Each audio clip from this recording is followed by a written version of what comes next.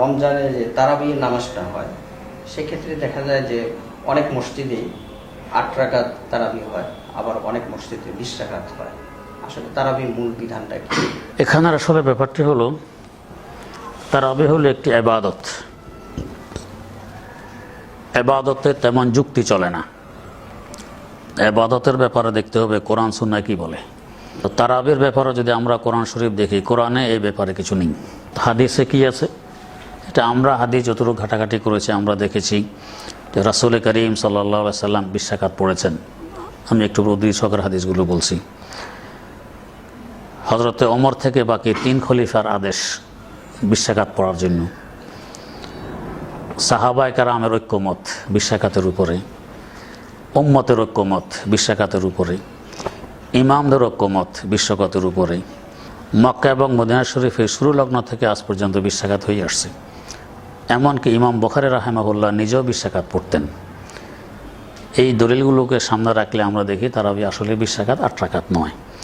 যেমন আমার হাতে এই কিতাব, এটার নাম হলো আল মুসান্নাফ।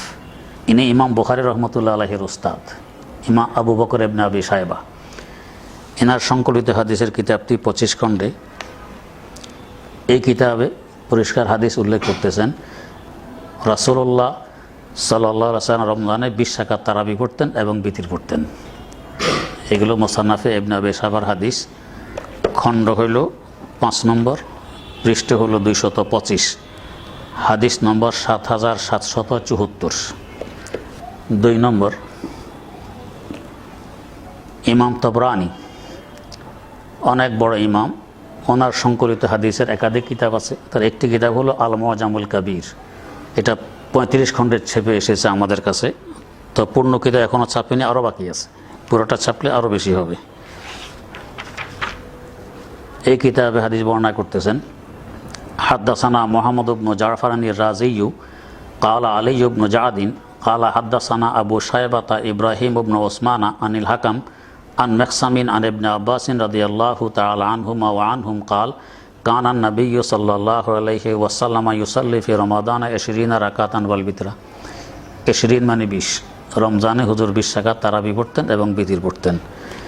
মুআজামে তাবরানী আল কবির, খণ্ড নম্বর 5, পৃষ্ঠা নম্বর 433, হাদিস নম্বর 11934।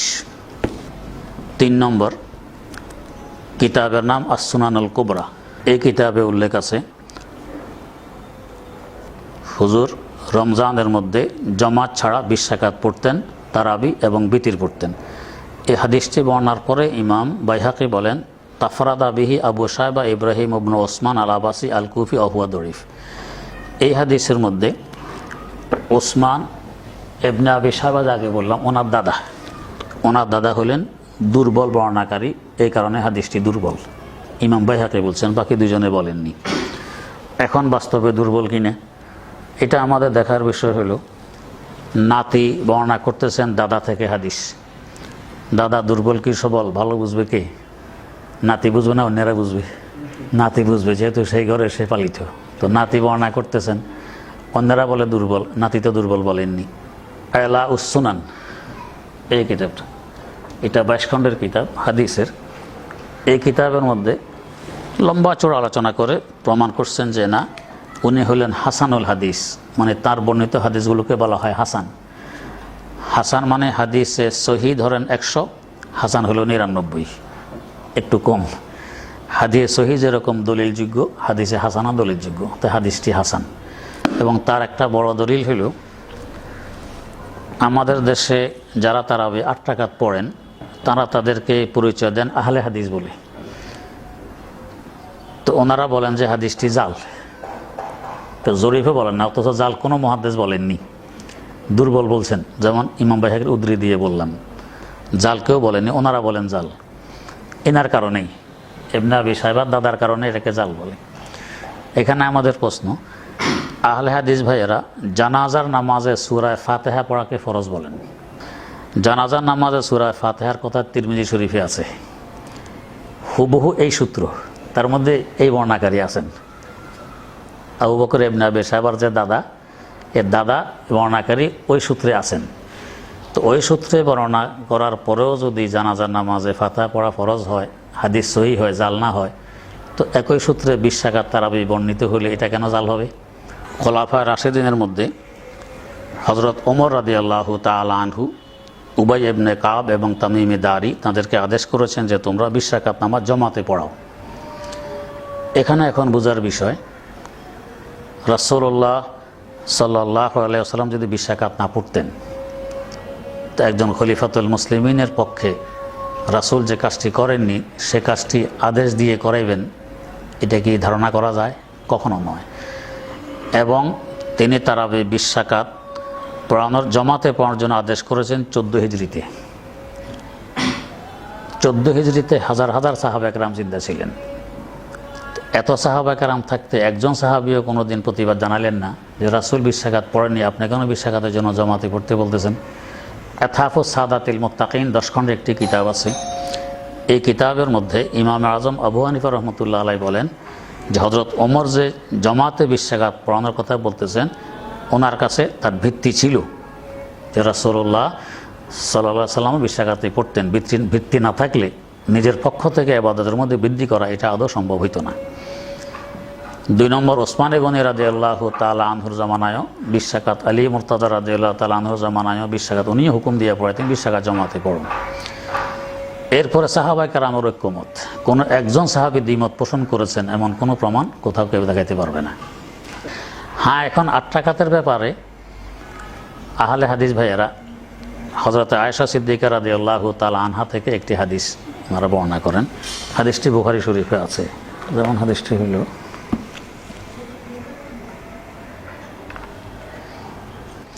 এটা হলো আমাদের মূল দলিল। হাদিসের অনুবাদ হইল, হযরত আবু সালামা ইবনে আব্দুর রহমান উনি আয়েশা রাদিয়াল্লাহু তাআলা আনহাকে জিজ্ঞেস করলেন যে রমজানে রাসূলুল্লাহ সাল্লাল্লাহু আলাইহি ওয়াসাল্লামের নামাজ কেমন হতো, কত রাকাত হতো তা নয়, কেমন হতো, ধরন কেমন জিজ্ঞেস করতেছেন। হযরত আয়েশা জবাব দিলেন, মা কানা ইয়াজিদু ফি রমাদানা ওয়ালা ফি গায়রিহি আলা 11 রাকাতান। রমজানে এবং রমজানের বাইরে বাকি 11 মাস 11 রাকাতের বেশি হুজুরি পড়তেন না। 11 কীভাবে পড়তেন আগে বর্ণনা দিচ্ছেন। ইউসাল্লি আর বাড়ান, প্রথমে 4 রাকাত পড়তেন। ফালা তাসাল আন হুসনিহিন্না ওয়া তুলিহিন্না, জিজ্ঞেস করবে না যে এই নামাজটি কত সুন্দর হতো, কত লম্বা হতো। সুম্মা ইউসাল্লি আর বাড়ান, এরপরে আবার 4 রাকাত পড়তেন। ফালা তাসাল আন হুসনিহিন্না ওয়া তুলিহিন্না, এটা জিজ্ঞেস করবে না যে কত সুন্দর হইতো, কত লম্বা হইতো। সুম্মা ইউসাল্লি সালাসান, এরপরে পড়তেন 3 রাকাত, যাকে আমরা বিতির বলি। এরপরে হযরত আয়েশা বলেন, ফাকুলতু ইয়া রাসূলুল্লাহ আতানামু ক্বাবলা আন তুতির। 3 রাকাত যে পড়ছেন এর আগে হুজুর ঘুমিয়ে পড়ছিলেন। আচ্ছা, জিজ্ঞেস করুন যে আপনি বিতির আগে ঘুমিয়ে পড়লেন? হুজুর জবাব দিলেন, ইয়া আয়েশাতু ইন্না আইনাইয়া তানামান ওয়া লা ইয়ানামু কলবি, আমার 2 চক্ষু ঘুমায়, অন্তর ঘুমায় না, তাই এই ঘুমে আমার ওযু ভাঙবে না। এটা হলো তাদের মূল দলিল। এখানে এখন আমাদের কয়েকটি কথা বোঝার বিষয়। 1 নম্বর, এই হাদিসটি বড় বড় মুহাদ্দিসিনে কেরাম তাদের সংকলিত হাদিসের কিতাবে উল্লেখ করেন তাহাজ্জুদের অধ্যায়ে। তাহাজ্জুদের অধ্যায়, তারাবিতে নয়। তাহলে বোঝা গেছে মুহাদ্দিসিনে কেরামের দৃষ্টিতে হাদিসটি তাহাজ্জুদের তারাবির নয়। 2 নম্বর কথা, এখানে রমজান এবং রমজানের বাইরে বাকি 11 মাস উল্লেখ আছে। তো রমজান এবং রমজানের বাইরে রাত্রে কোন নামাজ পড়া হয়? তাহাজ্জুদ পড়া হয়। তারাবি তো বাকি 11 মাসে পড়া হয় না। অতএব এটা স্পষ্ট যে এই হাদিসটি তাহাজ্জুদের ব্যাপারে, তারাবির ব্যাপারে নয়। 3 নম্বর, যদি তারাবির ব্যাপারে হয় তাহলে হাদিস ভাইদের কাছে প্রশ্ন, তো রমজান মাসে শুধু তারাবি কেন পড়েন, বাকি 11 মাস কেন পড়েন না? এখানে তো পরিষ্কার আছে ফি রমাদানা ওয়ালা ফি গায়রিহি, রমজান এবং রমজানের গায়ের বাকি 11 মাস, পুরো 12 মাসের কথা উল্লেখ আছে। তা আপনারা 1 মাস কেন পড়েন, বাকি 11 মাস কেন পড়েন না? তো হাদিসের উপর তো আমল নিজেরাও করলেন না।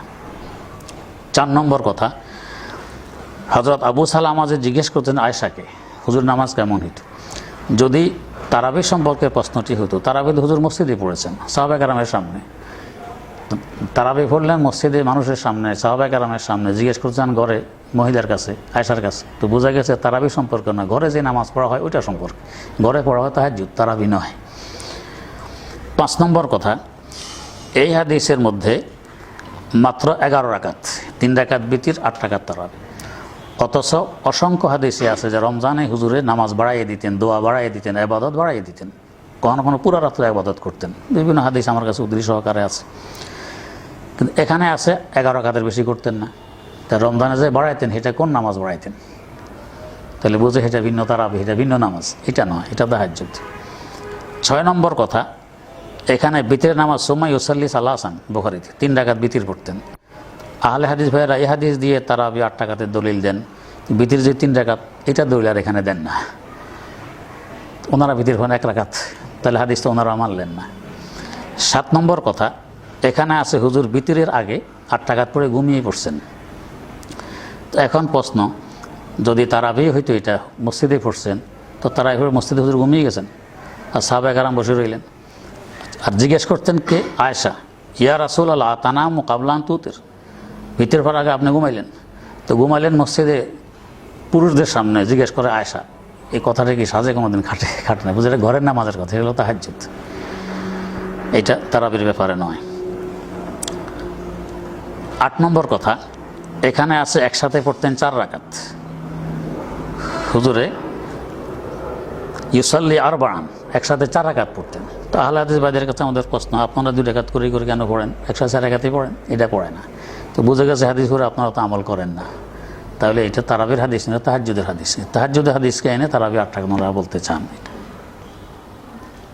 9 নম্বর বিষয়, ওনারা বলে আরবরা 8 রাকাত পড়ে। আমি পুরো আরব দেখতেছি, মক্কা শরীফ মদিনা শরীফ দেখি না। এখানে পড়তেছে 20 রাকাত সবাই, এই 2টা বাদ দিয়ে বাকিটা দেখতেছি, এখানে আমার দৃষ্টি পড়ে না কেন? এটার উদ্দেশ্য কি? দৃষ্টি যেখানে পড়ার দরকার সেখানে না পড়ে অন্যখানে কেন পড়ে?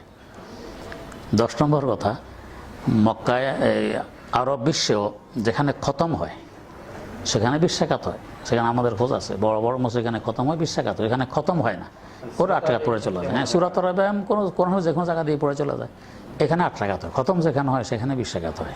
তো সারা আরব বিশ্বে 8 রাকাত হয়, এ কথা সঠিক নয়।